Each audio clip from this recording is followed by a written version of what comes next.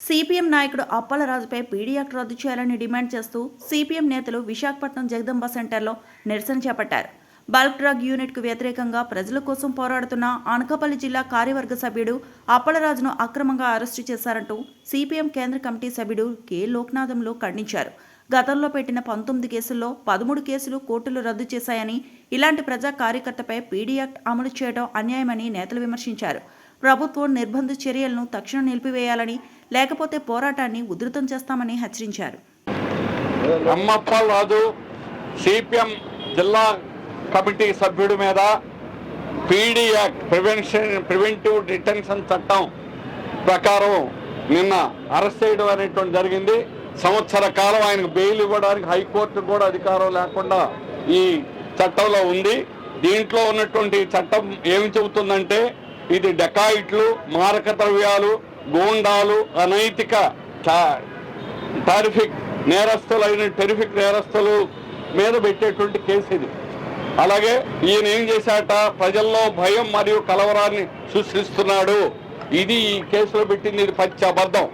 ఈయన ఒక యాదవ కుటుంబం, గొర్రె కాపర్ల యొక్క కుటుంబం, సాధారణ కుటుంబంలో పుట్టి డిగ్రీ చదువుకొని జీవితాన్ని త్యాగం చేసి ప్రజల కోసం 25 ఏళ్ళు ఇక్కడ 10 సంవత్సరాలు మా కార్యాలయంలో పనిచేశారు.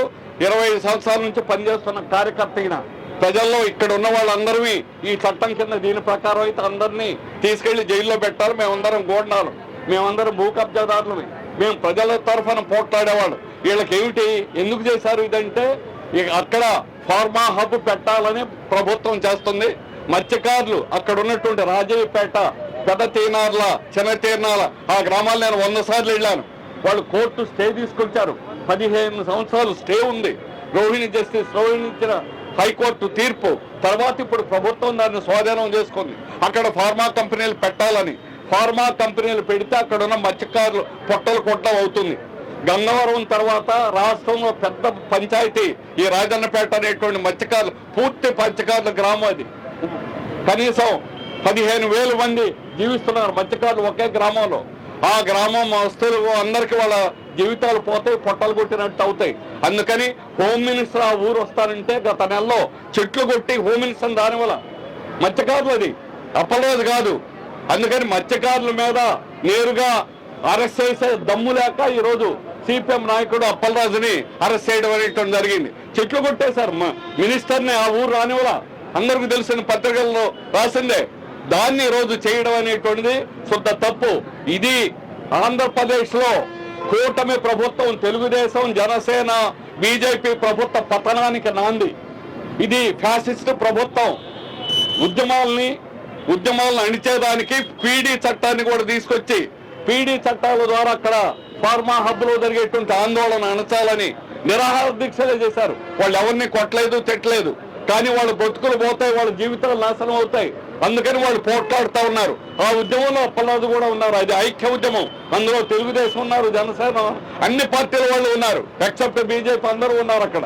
అటువంటి ఉద్యమంలో పాల్గొన్న వాళ్ళని సిపిఎం నాయకుడిని ఒక్కడిని వేరు చేసి ఈ రకంగా గూండా చట్టం పెట్టడం అనేది, పీడీ చట్టం పెట్టడం అనేది దుర్మార్గం.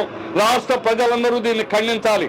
50 రోజులు చంద్రబాబు నాయుడు గారు జైల్లో ఉంటే అది చెప్పి సానుభూతి ఆయన అధికారంలోకి వచ్చాడు.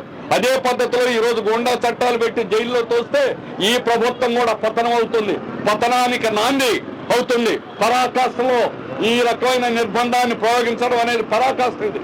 అందువల్ల ఇటువంటి నిర్బంధ చర్యలకు భయపడే సిపిఎం భయపడదు. మీరు ఎంత నిర్బంధాన్ని ప్రయోగిస్తే మా ఉద్యమం అంతా పెరుగుతుంది. ఫార్మా హబ్ లో మీరు ఎలా ఫార్మా పెట్టేస్తారు మేము చూస్తాం.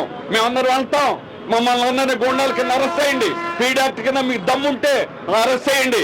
ఎంత నిర్బంధానికైనా మేము సిద్ధమని రాష్ట్ర ప్రభుత్వాన్ని హెచ్చరిస్తున్నాం. అప్పలరాజుని విడుదల చేయండి, లేదా మమ్మల్ని అరెస్ట్ చేయండి.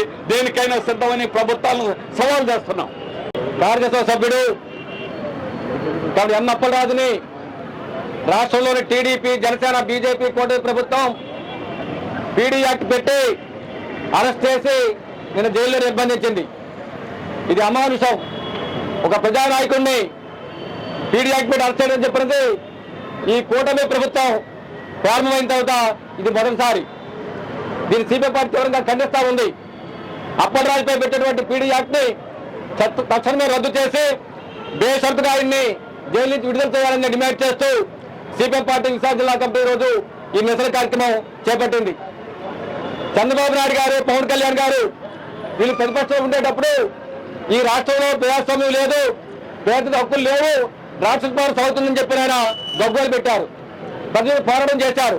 మాకు అధికారం ఇవ్వండి, ఈ రాష్ట్ర ప్రజాస్వామ్య పాలన చేస్తాం, పేద హక్కులు కాపాడుతామని చెప్పి హామీ ఇచ్చి ఓటు దండుకు అధికారం చేపట్టారు. అధికారం చేపట్టిన తర్వాత ప్రజాస్వామ్యాన్ని కూని చేస్తా ఉన్నారు, పేద హక్కులు కాపాడుతూ ఉన్నారని చెప్పింది స్పష్టంగా ఈ ఘటన ఈరోజు నిరూపిస్తా ఉంది. నిజంగా వీరికి ప్రజల మీద, పేద హక్కుల మీద ఏమాత్రం శిక్షలు లేదని చెప్పి స్పష్టంగా చెప్పదలుచుకున్నారు.